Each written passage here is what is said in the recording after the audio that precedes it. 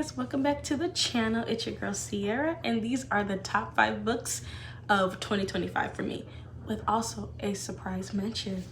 So let's go on into it. So in no actual order whatsoever, let's start off with one of my favorite ones, which was actually one of the, not the first books I read, but one of like the earlier books. I read this book in like February. If you remember, I put it in my other video of all the books that I read for the year. I went month by month, but this one is Ace of Spades by Farida Abike Eyimide. This book was so effing good. I kid you not. I was so angry. I was so frustrated. But for me, that's how I know a book is 5 stars for me. If a book puts me in an emotional state, I'm like very much connected to the characters. The situation or like the plot, the theme, whatever's going on moves me and I'm really intrigued about it. If the writing style's up to par, if everything just like flows well and I don't really see any like major plot issues or anything like that, like black holes or anything like that, where it makes me stop and be like, wait, hold on. What about what y'all mentioned like 10 chapters ago or whatever, If I don't have any of those issues, everything just does an amazing job, then it's a 5 star for me. And this book was that. When I tell you, baby, this book put me through the ringer. It's a very emotional story. It is very frustrating, especially because as a Black person, this is very much true in terms of what it's like to be especially a Black student at a private school, I would say, or just being in those type of academic environments where the people around you clearly don't want you there, and it's very apparent and you can feel it. You can tell, and yet you don't have any evidence per se to back up your feelings. So no one really takes you seriously when you're like, oh, I felt uncomfortable or whatever. And it's like, from what? Like, what did they do? And you have nothing to back it up, but something's just not right. So the book follows 2 students who are experiencing some weird gossip, not weird gossip, but like a focus on their lives from a gossip site. So it's kind of giving Gossip Girls meets just Gossip Girl, really. But the twist is so freaking good, and what these students experience is wild, and they get 2 different perspectives. You get the rich girl perspective. Both characters are Black students, but a rich Black girl perspective where she is not really used to these certain situations that she's in. She's not able to recognize the problems that's going on around her, while the Black male student is very, very alert and aware of what is happening and what's being portrayed of him, and the environment in general. He's very like hyper vigilant because he does live in the hood, essentially, so he knows that type of environment. He knows that type of environment, and it's just slightly different because it is a prestigious school, but the undertones of it is very sinister, and he clocks that. He's like, nah, they some racist motherfuckers over here. Like, this is not good. And she's like, what do you mean? We can just go to the police. He's like, no, we can't go to the fucking police. Like, that's not how it works. So you really get both perspectives on this situation and how Black people, because obviously we're not a monolith, how we experience different situations, different environments, and how we react to certain situations. So you get both perspectives where it's like, oh yeah, it's a tough one when it comes to dealing with situations like the story, what's going on, and the fact that people within your environment, a lot of the people that you do trust, they're still not trustworthy. And it's very hard to come to terms with that, and feeling the heartbreak of losing that trust and feeling as if now that you're unsafe when you used to feel safe in that environment with these people type of situation. That's all I'm gonna say on it, but amazing book. Next up is When the Reckoning Comes. Amazing book. Absolutely, hands down, amazing book. I love me like a revenge story, and this whole story of a reckoning coming is very much on par with what I'm interested in. It reminded me very much of the movie Pure. I don't know if you guys ever heard of it or seen it. It's over on Hulu, and it's literally these girls going to a purity camp with their dad so they can pledge their purity to their fathers, and they do this every year, which is really fucking weird. But one of the daughters is trying to summon Lilith. So it all depends on your beliefs and what you stand for. Me, I am a spiritual girly. I'm not religious in any type of sense, but Lilith is a badass. So she's trying to summon Lilith, but things go awry at this camp, and things take a huge turn. Some secrets are revealed. Family dynamics are discovered. Yeah, it's really good. I absolutely love it. You should watch it. It's over on Hulu. After you watch it, come back and thank me. Anyway, but When the Reckoning Comes is such a really good book. I love the story. I loved, because I listened to audio through Libby, and the narrator was really good. I was able to really get a sense of the story, the environment, the main character's best friend who was getting married on the plantation. Like, you can really get a whole vibe for the whole type of situation and what this main character is going through in this situation, and how everything is very uncomfortable for her. And obviously there's ghosts, there's spirits, so it's very much a book that I absolutely love. I love this whole, I love the plot, I love the theme, I love it all. It's just such a really good book. I highly recommend it to anybody who is going to listen to it or read it, because both are, I feel like both would be really good ways to consume the book. So either way works for you, do it.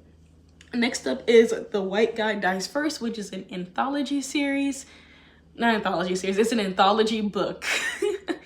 And all of the stories in there are written by different authors. And a lot of the stories are pretty much where a person of color is like the savior in the story, or, you know, at least gets a win. So I absolutely love that. All the stories are really good, but the ones that really stood out to me was, one of the stories was two Chinese girls who work in their family's Chinese restaurant, and there are some weird things that happen with a golden dragon. Yeah, that one was good. The other one was when a girl was part of a friend group and they were setting up for a dance. Things take a twist, they take a turn. It gets wild. I absolutely love it. All of the stories are really good. Tiffany D. Jackson wrote a story in there. There's some other authors I've never heard of that wrote stories in there. I'll have to add them to my long list of authors to read, because their work was good. Okay, I loved it, and I listened to this one also through Libby. It's just amazing books, amazing stories. Absolutely love it. Hands down, 10 out of 10. Thank you. I think it was Trenton. Not Trenton. I forgot his name, but the author who brought all these authors together to make this anthology series. You're amazing. Thank you. Thank you so much. Moving on to The Black Queen. The Black Queen was really good. The only thing I have to say is the narration. And that is with one of the narrators. Like, she was doing like gaps of breath. I don't know, maybe she was reading it too fast, or maybe, you know, she was just struggling, and you just kept hearing. I'm like, is this like part of the thing? Like, I don't know, like if audiobooks, if anybody has books with, you know, with the audio version where they have some like encrypted message or something like that to really bring about the twist in the story or whatever. So I thought maybe like, is this a thing tied to the story? Like, is this gonna help with the ending? I don't know. I have no idea. But it irritated me. And so I was listening it on 2x speed, and I reduced it to 1x speed, and the breaths were still there. But I was just like, just power through it. It's so minor. It's so minor. Just just listen to the story and let it go through. And the book was truly amazing. I clocked the twist, at least part of the twist, early on. I said, you read the book, you know what I'm talking about. Yeah, I clocked that early. I said, ooh, yeah, that's a giveaway. But it was good. In the other twist, I said, oh, yeah. They need to go to jail. Like, the twist was good. I really liked the story. Minus that minor issue for me, the narrators did a really good job. So 10 out of 10. And last book is Don't Let Them In. I love me a Lisa Jewell book. This book had just came out. When I listened to it, I think it was only like a week or two after the book had came out. I was like, I'm gonna be first in line. And I was first in line. I was first in line for a lot of books that became available through Libby. I said, yes, this is the best earliest Christmas I've ever had. First in line for like 5 books straight. It was so much fun. But Don't Let Them In was really good. If you read Lisa Jewell, you know what to expect in a Lisa Jewell book. Expect some foolishness. Expect some chaos. Her writing is very simple and so fast, and I absolutely love it. I mention it every single time, but her books read very much like a Lifetime movie to me, just like Frida McFadden, but Lisa Jewell's better in my opinion. But it's so fast pacing. So I'm literally feral while reading a Lisa Jewell book. Like, I'll literally read the book from beginning to end in one day, and you're not stopping me. I'm like, I need to finish it. I need to find out. Like, I have 4 Lisa Jewell books over here. 4 of them. I only have 2 books left. No, not 2. I think I only have 1 book left that I didn't read. That I need to read it. But she also used to write romance books, and y'all know me about my romance. And I don't think Lisa Jewell wrote about Black people in love. So I'm like, you know what? I love you, Lisa Jewell, but I'm not gonna read the romance. But I'm gonna read all your thrillers, though. I'm gonna read her entire backlog. Baby, I am set for life when it comes to Lisa Jewell books. As long as she just keeps writing thriller, I'm good. So her and Ruth Ware, because yes. And then my last book, it's a surprise mention, because obviously I said top 5 books, but it's technically 6. And that is 107 Days by Kamala Harris. Such a good book. As someone who has never been too good at knowing the political climate, and I struggle a lot with keeping up, because I'm like, there's always something new, something that I don't understand. Like, I took an economics class, and that's when we watched the election. I think it was Obama's first election. So watching the videos of both candidates saying the things that they'll do, and how obviously Obama's opposing candidate, I forget his name because he's so irrelevant to me. I think it was Mitt Romney. Was it Mitt Romney? I think it was. And how he was slandering Obama. And I was like, bitch, please. Like, it was very frustrating. But just taking the class, I learned some things, but I just didn't know everything. And politics is not something that I'm very completely comfortable, like, openly talking about, like, all the policies, because I don't know what the fuck anything is. I stand by my beliefs when it comes to the political climate. Like, there's things that I truly believe in. Yes. But when it comes to, like, knowing, like, the details of everything, I'm so slow on it. I try my best to learn now, because I'm like, I need to at least know something. I'm not going to be knowledgeable in everything, because I didn't get my degree in poli-sci. I did not. I got my degree in psychology, okay? I learned more about the mind. But just the fact that everything that happened with Kamala Harris through the transition and the election, oh, Lord. I was just like, oh my God, these people are so exhausting. Like, one of the parts where JD Vance was coming over to look at the plane, and the thing that Kamala Harris was thinking, I was like, yeah, She nicer than me, because that would have slipped out like underneath my like under my breath, like, oh, fuck. Like oh, I'm just looking to check on my plane. I'd be like, bitch, can you go home? Like I wouldn't be able to keep my composure. Like my eyes have been rolling, I've been mumbling under my breath. Like he'd be like, what you guys say? I'd be like, you know what? I'm gonna say someone's gonna get jumped today and it's not me. I'd be like, I can't do it with you. But her entire journey, everyone in her family is in poli-sci in some way. So everyone was like helping her on board. I was like, God damn, all of y'all up in here?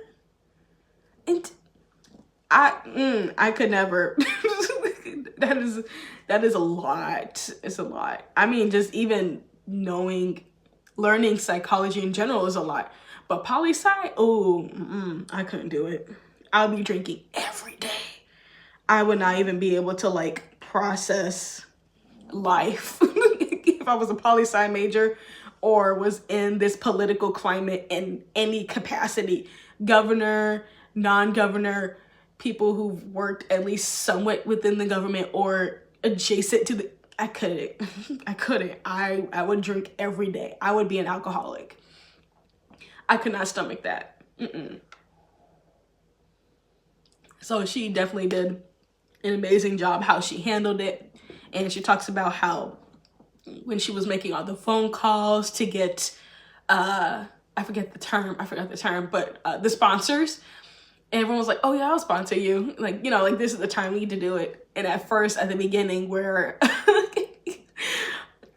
Biden was like, oh, like we'll wait to give out this information. She's like, no, Biden, we need to do this now, because if you wait, then they're gonna be like, oh, so people are gonna think that, oh, so you don't trust Kamala Harris or whatever, because if you just wait, like all the different like nuances and little things in the BS when it comes to making those kind of decisions and how the public will perceive certain things.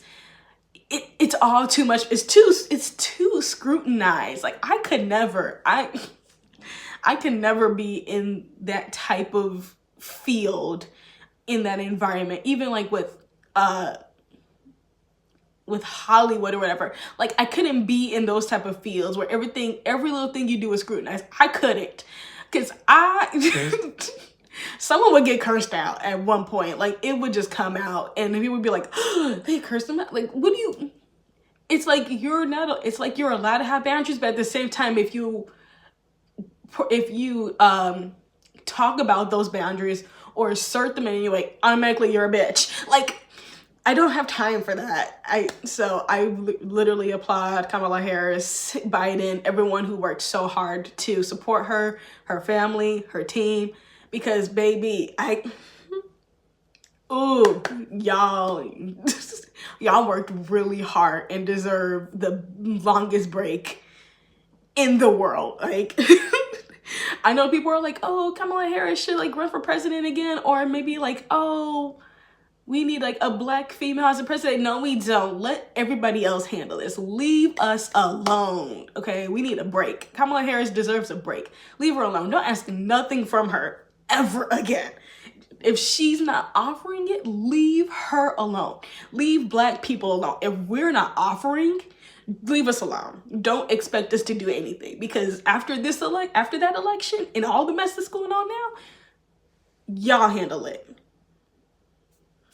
Leave black women, specifically black women, and black men who supported Kamala Harris, leave us out of it. Everybody else handled it. You cannot trick me, okay? Someone else step up to the plate. Anyone else. But that's all I have for this video. If you like this video, be sure to like it, comment below your top 5 books of the year. And until next time, stay magical, keep reading. Love you guys. Bye.